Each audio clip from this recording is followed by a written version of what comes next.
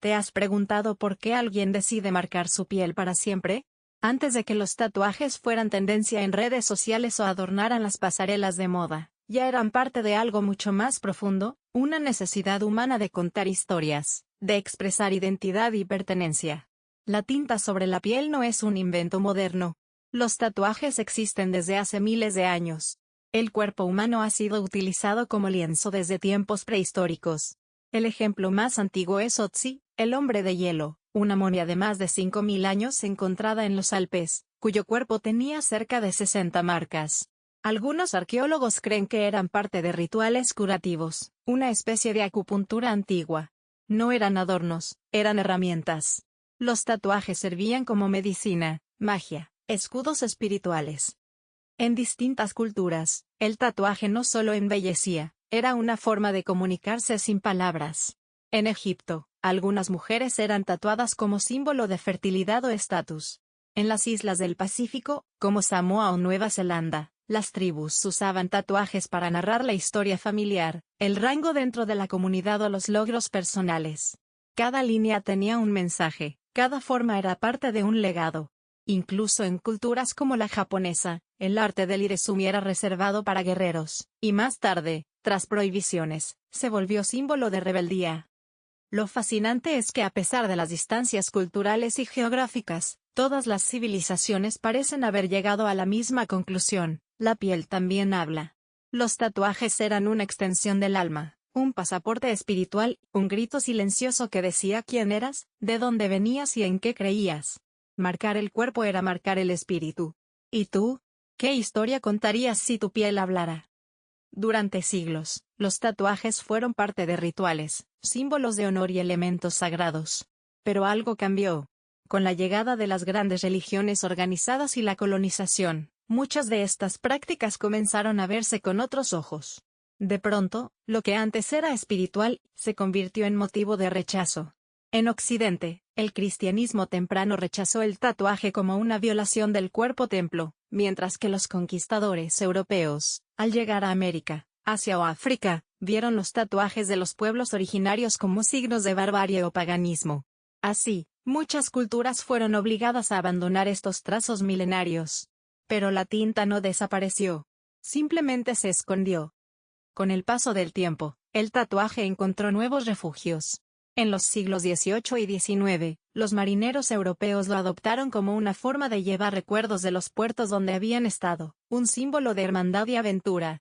Anclas, sirenas, corazones atravesados por dagas.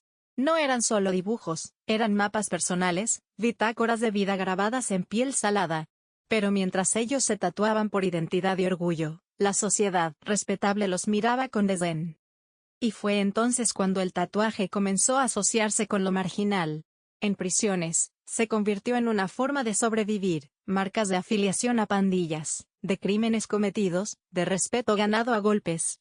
En el siglo XX, especialmente en países como Japón, Rusia o México, tener tatuajes era sinónimo de peligro. Eras un fuera de la ley. La tinta hablaba. Pero a veces decía cosas que no querías que la policía escuchara. Este estigma perduró por décadas.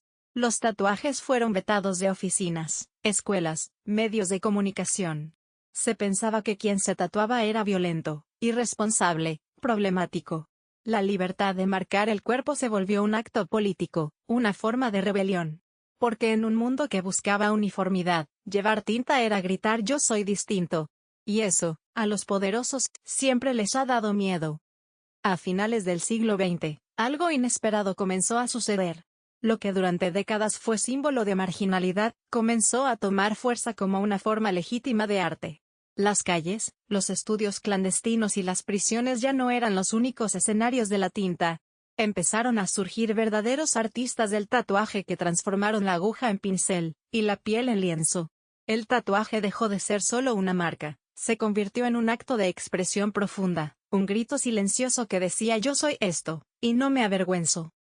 Con la llegada de los 90, el boom cultural impulsado por músicos, actores, deportistas y celebridades tatuadas ayudó a derribar viejos prejuicios. Ver a alguien con tatuajes ya no era sinónimo de delincuencia, sino de estilo, rebeldía creativa o incluso espiritualidad. En muchas ciudades, los estudios de tatuaje pasaron de ser rincones oscuros a verdaderas galerías. Los tatuadores se volvieron estrellas, y algunos incluso fueron reconocidos como artistas visuales en exposiciones y museos. Pero más allá del estético, este renacimiento tenía una carga simbólica poderosa.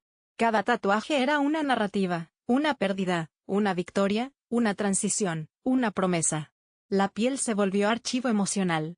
Mujeres sobrevivientes de cáncer grabando flores sobre sus cicatrices, personas trans marcando sus nuevas identidades con símbolos personales, indígenas recuperando símbolos ancestrales para decir aquí estamos, seguimos vivos.